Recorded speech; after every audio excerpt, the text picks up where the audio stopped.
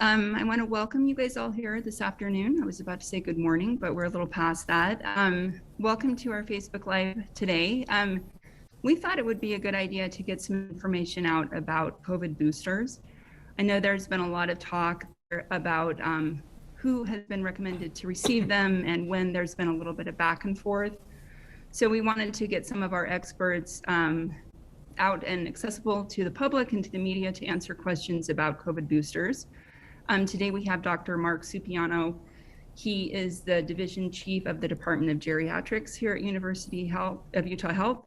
And Dr. Shankar Swaminathan, he is the Division Chief of the Department of Infectious Diseases at University of Utah Health. So before we start answering questions, why don't we start with you, Dr. Supiano, to talk about boosters for older adults. We categorize those as adults ages 65 and older, and talk a little bit about why they have been recommended by the CDC to get boosters and why that's important and kind of how we're going to go about doing that from this point forward. So we'll start with you, Dr. Supiano. Thank you, Suzanne. And yes, we've known from the very onset of the pandemic that a population that is most vulnerable to the bad outcomes, being hospitalization and death, have included adults 65 and older, and particularly residents in nursing homes. It's been some time since I've had an opportunity to speak to this group, in a sense, about the impact of COVID on the geriatric population. And part of the reason it's been not a factor or is not newsworthy is because of the success of the vaccinations to date. So in Utah, the statewide data today are that 85.2% of adults in Utah, 65 and older, have received full vaccination, at least full vaccination up until the definition on the 25th. So as a consequence of that very high rate of vaccination, older adults have in large part avoided hospitalization and deaths and bad outcomes from COVID-19, despite the surge in the Delta. What's happened now, and the reason we're here today to update this information, is that as of September 25th, when both the FDA and the CDC recommended that this vulnerable population, adults 65 and older, those who reside in long-term care facilities, and other individuals at high risk that we'll get into some depth about, are now recommended to, at least for those who received the first 2 doses of the Pfizer vaccine, it is now recommended that a third or booster dose be given to those people who are at least 6 months out from their second dose. So the point we need to make now is that while we hope that this current surge, the wave that we're now experiencing, is beginning to plateau, if not dissipate, that we do not want to replicate what has happened in the last several months and have the next surge of COVID be older adults who failed to get appropriately protected with the booster dose of vaccine. So it's really important now, if you have received the Pfizer vaccine, you're 65 and older, now's the time to get your booster. Thanks, Dr. Swaminathan, or Dr. Supiano. I'm going to go to Dr. Swaminathan now too. And I just wanted to point out, we were speaking with the two of you a few minutes ago, and you both had your booster shots. So we are going maskless for this segment. I just wanted everyone to know that. Dr. Swaminathan, do you have a few just kind of general statements that we want to kick off with to talk a little bit more about boosters and who else might need them at this point and who else has been approved to receive them at this point?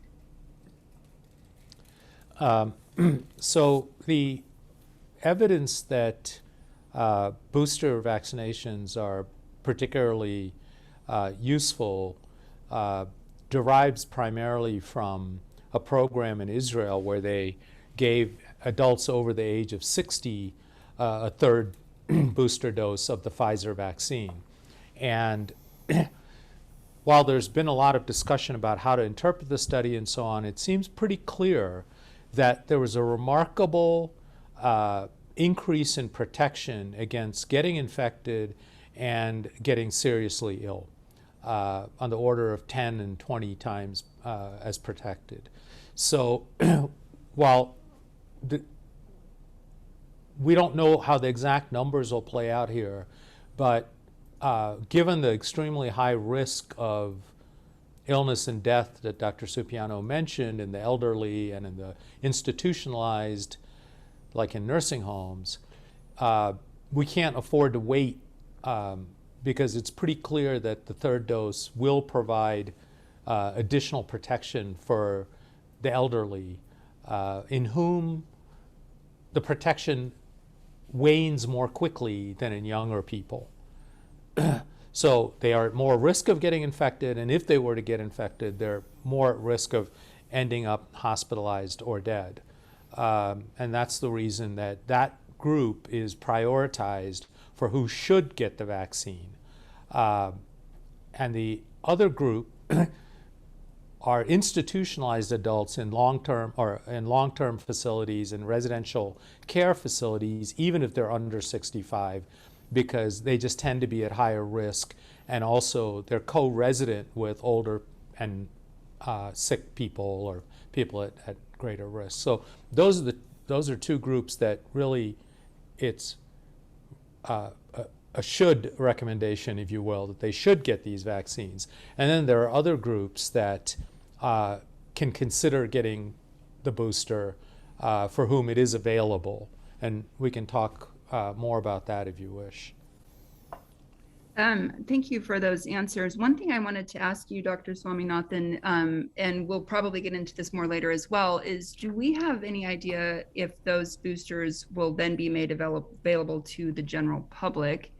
And I'm just talking strictly Pfizer right now. I know we're going to talk about some of the other brands as well. So the booster vaccines are actually available to a very, very large segment of the public. In fact, one might go so far as to say virtually everyone. And this was, I think, part of the big discussion in the advisory committees to the CDC, where it was not unanimous because they felt that we really didn't need to expand it to as large a population of people who are not as at high risk. But the other categories of people that are eligible to receive the vaccine in sort of, I would say, levels of priority, if you're over 50 and you have any one of a list of medical conditions that would make you more at risk, you can get the vaccine. And then you have anybody over 18 who is 18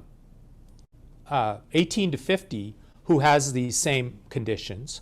And these are very broad. I mean, it's being overweight. That's not terribly obese, it's just overweight. Moderate to severe asthma, high blood pressure, any type of diabetes. I mean, if you think about it, this is the majority of the American population, unfortunately. So virtually everyone, particularly over the age of 50, who has any one of these conditions is eligible. And if you're over 18 and you are in a high-risk life situation, if you work as a teacher where the students are unmasked, there's no requirement for vaccination, and you're in a high transmission area, and I might point out that much of Utah is in such a state, then you might choose to get a booster because you could consider that you're at particularly high risk of getting exposed and infected. The same is true of anyone in a customer-facing industry like so anyone who works behind a desk where they interact with customers face-to-face, or in the grocery store or wherever. If you work in a work setting where you know that the majority of people are unvaccinated and unmasked, and you're in a high transmission area, there are some parts of Utah where both the vaccination and the transmission rates are very, very much worse than in other parts of Utah. There's a lot of discrepancy. So if you think you're in a high-risk situation, the recommendations give you a great deal of leeway in choosing to go get your booster. Thanks, Dr. Swaminathan. Dr. Supiano, I wanted to check in with you about this question of side effects for the booster in older adults. I got a message from my mom on the way over here that she and my dad got their boosters today. and we have a big birthday dinner tomorrow night. So I'm wondering, it seems like early on what we saw anecdotally was that older adults maybe didn't have as severe as side effects to the COVID vaccine. So I'm wondering what your thoughts are on that. And also, we have a question here from Facebook that's a little bit the same about recommending getting the COVID vaccine and the flu shot at the same time, or is it recommended to kind of space that out as it relates to side effects or potential side effects? Thanks, Suzanne. Great question. So first of all, your parents are setting good examples, assuming they're both 65 and older, that this is exactly what advice we're promoting today. They are in the should category, as Dr. Swaminathan was saying, and they've done the right thing by getting their vaccine. In terms of side effect profile of the third dose, I believe the study that Dr. Swaminathan referred to from Israel supports what was seen after the initial 2 doses, that the side effect profile among older adults is very similar, if not perhaps a little bit less, in terms of any significant adverse effects following the vaccination. It's pretty much certain that you may expect to have a sore arm for a day or 2 after the vaccination. Some people do experience some mild symptoms, fatigue, headache being perhaps the most common. And there are some individuals who will get a more full-blown systemic symptoms from the vaccine. Fortunately, that's relatively uncommon. And the data that are available now from the third dose, and what recently I saw, there are about 2 million people in the country who've already received the third dose of the Pfizer vaccine. And the side effect reporting in that population is basically similar to what has been seen with the initial 2 doses. So I would not let any concern about adverse effects deter me from recommending the booster. And I would hope that by tomorrow evening, your parents will be able to celebrate their dinner party, hopefully safely distanced or masked from whoever they're with, without having any untoward effects from the vaccine today. To your second question about the combination or combining the quadrivalent flu vaccination that's now available together with the COVID vaccine, this can be done. The CDC has authorized this as being safe. You have 2 arms, or if you prefer, it is possible to administer the vaccines into the leg, into the larger muscle in the thigh.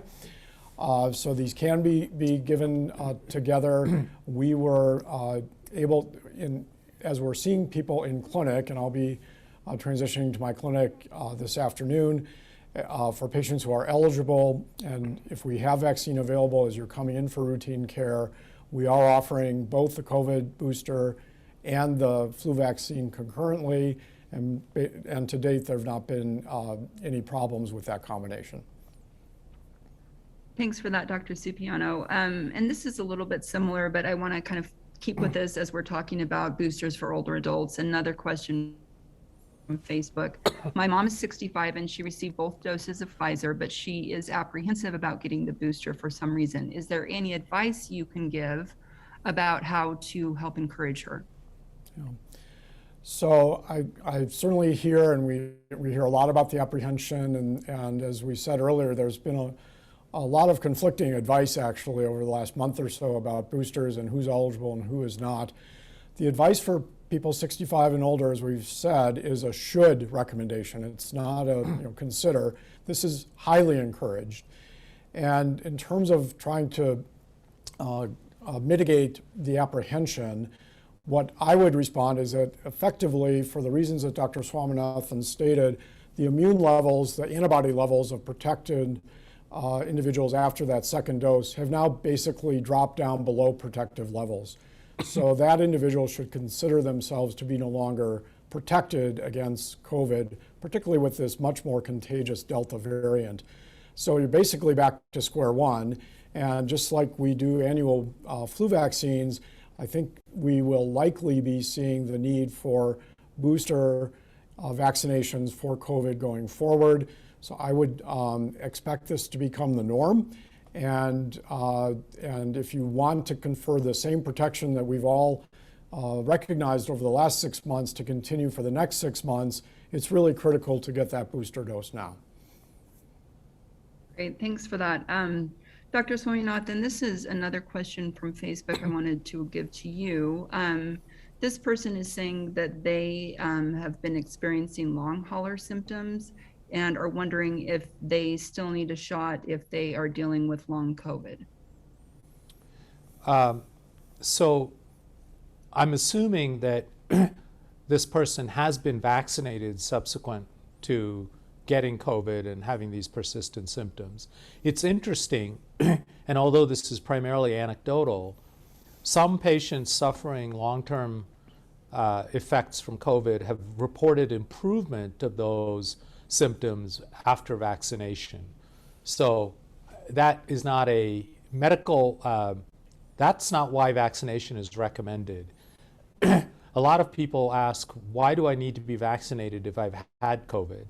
And while COVID does provide a level of immunity, we know that it doesn't provide durable long-term immunity in all cases, or very good immunity, because there are people who have breakthrough infections or second infections after COVID, and some of those have led to this long COVID syndrome. So you can think of, I like to think of an infection with COVID as one shot. We don't know how good of an immunization that is. So the most prudent thing to do would be to go ahead and get your 2 shots of Pfizer or your 1 dose of Johnson & Johnson, and that way you're fully immunized, and perhaps you don't need a booster at that point. So if the, I think if someone has had COVID, they really not only should they not worry about getting vaccinated, they should get vaccinated if they haven't already been. As to whether they need a booster, that's probably a discussion that's too granular to be resolved here. They should discuss that with their physician. Thanks, Dr. Swaminathan. And another question that we're getting a lot of, and I know this is sort of a crystal ball question, but you and I had talked about this the other day, is what is your best guess about when a booster for Moderna might be available, as well as J&J? And one thing I just want to point out really clearly, which I didn't understand early on, right now the only boosters available are Pfizer.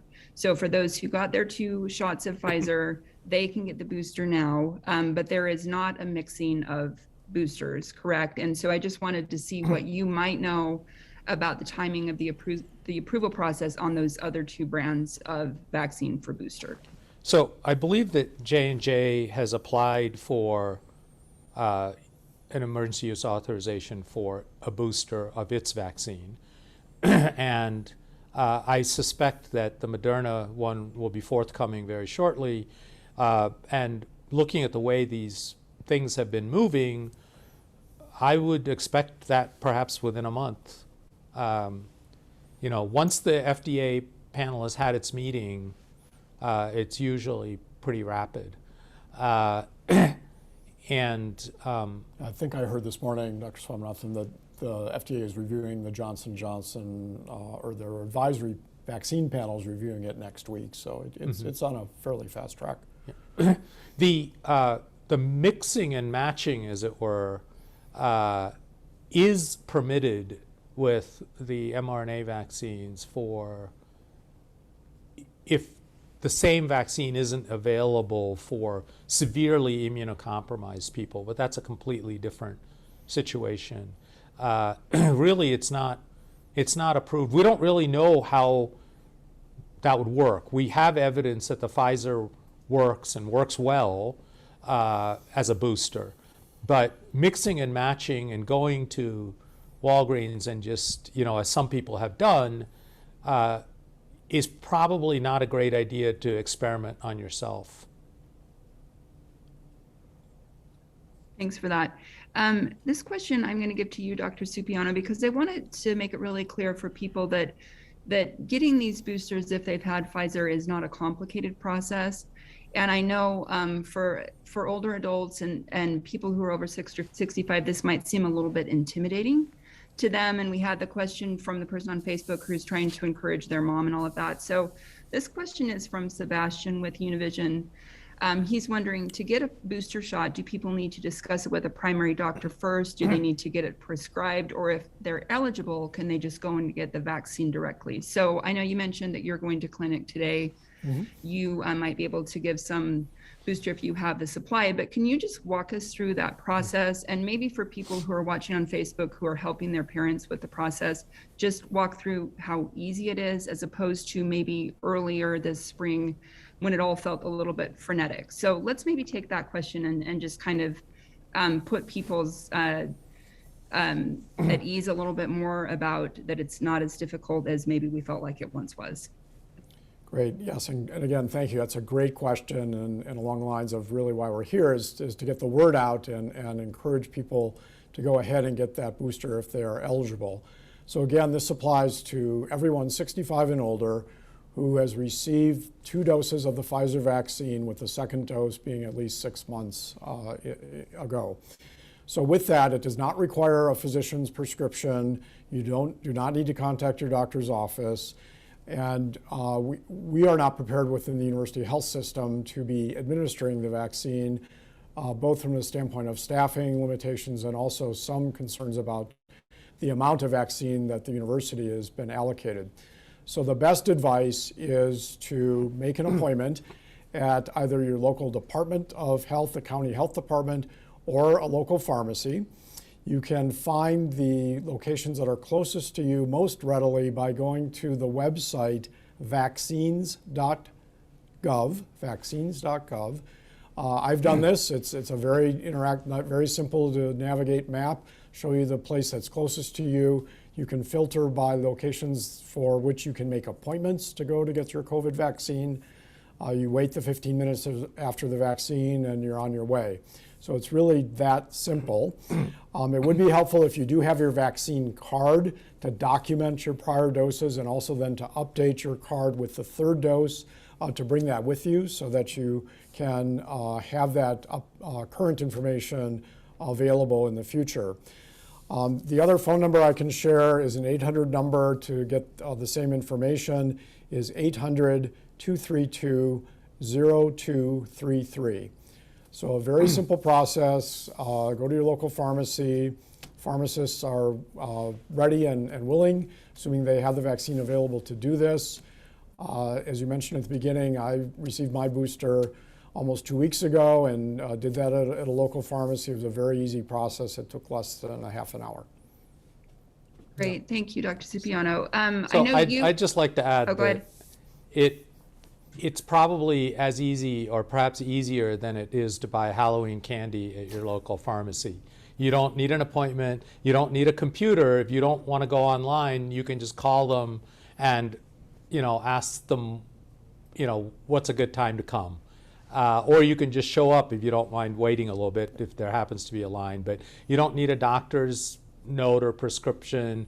You just really have to fill out a form with your name and age and some other very basic questions. And That's it's great. free. Yeah, that's great advice. Free, yes, That's free. good to remember. Don't want to leave Yeah. that out. See, the candy's no not cost. free. The vaccine is free. Dr. Cipriano, I know that you have a hard stop here at 12:30, but Dr. Swaminathan, do you mind staying for a couple more questions? Do you have a minute? Sure. Yeah. Okay, and then Dr. Cipriano, do you have, because it's 12:28, do you have any final thoughts of just giving a few, final pushes for people over 65 to make sure that they understand the importance of this booster to their health and staying safe and, hopefully being able to celebrate the holidays safely with their families? Yeah. So yes, thank you, Suzanne, and thanks for this opportunity. I do have one comment to add before I have to leave that hasn't come up yet, but I mentioned there's not been a lot of press lately about older adults and COVID, and thankfully it's because of the high vaccine rate in this population. Similarly, there's not been a lot of attention paid to COVID in nursing homes and long-term care facilities. You may remember back to the start of the pandemic where, in fact, the very first outbreak in Seattle was at a long-term care facility. That was the first outbreak of COVID in the United States. And long-term care facilities were frankly just devastated by the impacts of COVID on their residents and the staff. We've not heard much about long-term care facilities over the last 6 to 9 months, and it's frankly because of the vaccination rate. Almost every resident in long-term care across Utah, as well as across the country, have been fully vaccinated. And again, demonstrating clearly the benefits of being vaccinated. Now, that being said, and the reason for boosters now is that we're beginning to see these residents in long-term care facilities, despite being fully vaccinated, are now coming up with so-called breakthrough infections. So what hasn't gotten a lot of attention to date, in the state of Utah today, there are 80 long-term care facilities with at least one resident who is COVID positive. Almost all of these residents were fully vaccinated. So these are breakthrough infections now occurring in this very high risk, very vulnerable nursing home population. So the point I wanted to make to the general population, 65 and older, is that the residents in long-term care, and many of these people, the first people affected were 85 and older, they're the proverbial canaries in the coal mine. They're telling us, the signal is that their immunity is now dropped down to below protective levels, and without a booster, we're going to be back where we were before with high rates of infection in older individuals. So let's learn from this example now in long-term care residents and get boosters out to everyone 65 and older now, so that, as you said, Suzanne, we can enter into the holiday season with that same reassurance that we felt back in the early summer months when everyone was getting vaccinated and we felt that things were starting to get back to some sense of normalcy. So that's why we're here today, is to encourage everyone 65 and older who fall into this category to go out and get their booster as soon as they can. Thanks so much, Dr. Cipriano. We appreciate you being here and sharing your expertise with us on this topic that's so important, and we're glad to have you back because we haven't talked about this subject for a while, so we will be happy to have you on again too. My pleasure, Suzanne. Thanks so much for the invitation. Thank you. Dr. Swaminathan, while we're letting Dr. Cipriano go, I have just a couple other questions here from Facebook that I wanted to send to you quickly. So one thing that this person was wondering, they said, why is it not recommended to have a booster shot within 90 days of someone over 65 who has been treated with antibody infusion therapy? So I assume that they're referring to monoclonal antibodies. Yeah. So the idea is that basically that the antibodies, which will persist for quite some time, would interfere with the vaccine to do its job. So the way that the vaccine works is all the vaccines, they present the spike protein of the virus to your body, and then the body learns how to protect itself against that. The antibodies that are given for people who've been exposed or who have become infected with COVID, those antibodies bind and sort of tie up the spike protein. So they would actually have that effect on the vaccine as well, thereby potentially making the vaccine less or effective or ineffective. Okay, thanks for that answer. And a quick question I have for you, and then I'll give you a few minutes to just wrap it up and give your push for boosters as well. I think one thing that people have been confused about is the way that this information was rolled out to the public, and it kind of felt like it was going to be approved, and then maybe it was not approved. And at first we heard that people would need to wait 8 months from when they got their shots, and now it's 6 months. I just wanted to maybe ask you to clarify, is there anything magical between 8 months and 6 months? And also, could you maybe speak to some of that initial confusion to maybe put people's minds at ease that these boosters are safe and needed and effective? I just feel like people that I've talked to have had questions about that and sort of the timing between the first rounds of the shots and the boosters now. So wanted to ask you about that. And then if you could just give us your summary thoughts about boosters and why they're important. I think we can wrap it up after that unless we have any other questions coming in from Facebook or the media. Okay. So information is a fluid thing. And sometimes we have the luxury of waiting until we have all the information that we could possibly have before making a decision. But in this case, I think, we have data from Israel. We don't have a lot of data in the US. Another thing that complicated our being able to analyze the data and draw a conclusion from it was the fact that things kind of changed in midstream.